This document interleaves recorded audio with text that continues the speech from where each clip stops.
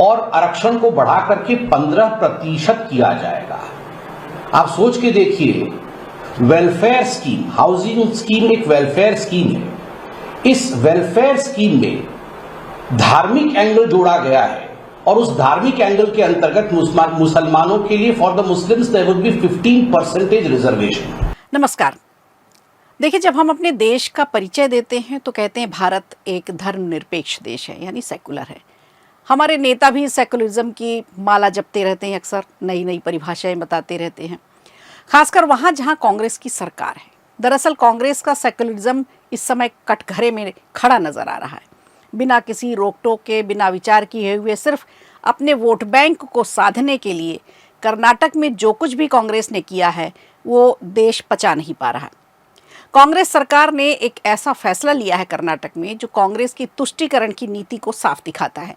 ये सोचने पर मजबूर करता है कि क्या कांग्रेस को वाकई हिंदू वोटों की बिल्कुल ज़रूरत नहीं। यदि कांग्रेस ये कहती है कि मुसलमानों को मजबूती मिलेगी तो 60-65 साल सरकार कांग्रेस की ही थी, तब क्यों नहीं मजबूत किया गया मुसलमानों को, जो अब आरक्षण देने की ज़रूरत पड़ रही है। तभी सोचा गया होता तो आज इस तरह का आरक्षण न देना पड़ता। दरअसल बात वही है, पहले भी मुसलमानों को वोट बैंक की तरह इस्तेमाल किया गया और अब भी आरक्षण देकर उन्हें ही संतुष्ट किया जा रहा है। कांग्रेस की पहले की सरकारों ने जैसे मुस्लिम पर्सनल लॉ बोर्ड, वक्फ बोर्ड, वर्शिप एक्ट जैसे कानून भारत में थोपे, अब उसी राह पर चलकर कांग्रेस की सरकार कर्नाटक में एक बार फिर वही नीति अपना रही है।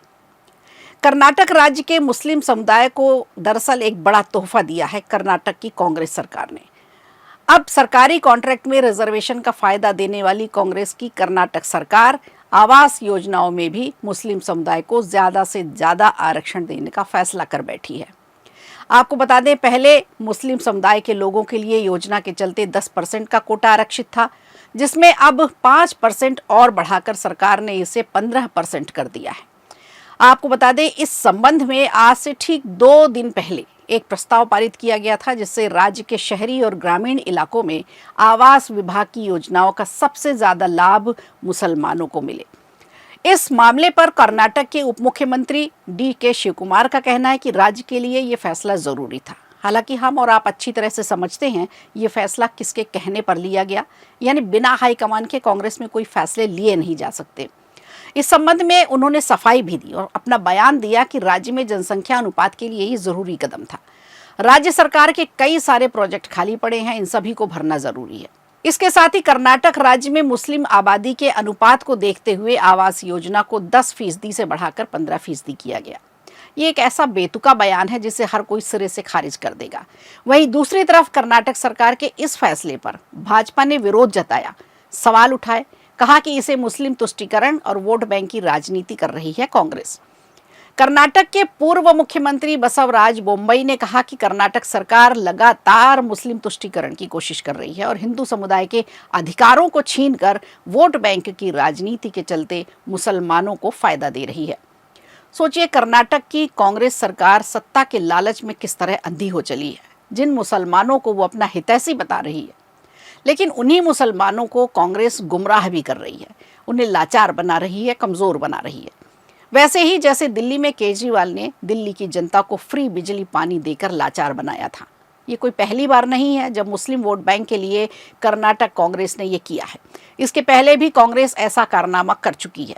कर्नाटक की कांग्रेस सरकार ने सरकारी ठेकों पर मुसलमानों को आरक्षण दिया, तब बीजेपी के 18 विधायकों को 6 माह के लिए निलंबित कर दिया गया था क्योंकि उन्होंने विरोध किया था। बीजेपी ने इसे सबसे काला दिन बताया था। तब यह माना जा रहा था कि इसका सीधा फायदा PFI जैसे संगठन के एजेंटों को दिया जाएगा, क्योंकि जाहिर सी बात है, गरीब मुसलमान भला कैसे करोड़ों के ठेके उठा पाएगा। हालांकि अब देखने वाली बात यह होगी कि कर्नाटक, जहां एक समय भाजपा की सरकार हुआ करती थी, आज वहां हर कोई असुरक्षित महसूस कर रहा है। मुसलमानों को मजबूती की आड़ में देश विरोधी संगठन मजबूत हो रहे हैं। इतना सब कुछ हो रहा है तो क्या भाजपा इसका विरोध जताएगी या फिर इस मुद्दे को ऐसे ही जाने देगी? क्योंकि अब ये देश के लिए घातक हो चुका है। अब बाकी राज्यों में भी सीधा संदेश पहुंचाया गया है। अब इसका असर बिहार और बंगाल के चुनाव में भी देखने को मिल सकता है, क्योंकि जब एक राज्य में ये पूर्ति की गई है तो दूसरे राज्यों में भी इसकी मांग जरूर उठेगी। अब आप ही बताइए कि धर्म के आधार पर आरक्षण होना चाहिए या नहीं। अगर आपको सही लगता है या गलत भी लगता है तो हमें कमेंट बॉक्स पर ज़रूर बताइएगा। वीडियो अच्छा लगा हो तो लाइक कीजिए, शेयर कीजिए और कमेंट बॉक्स में हमें ज़रूर बताइए।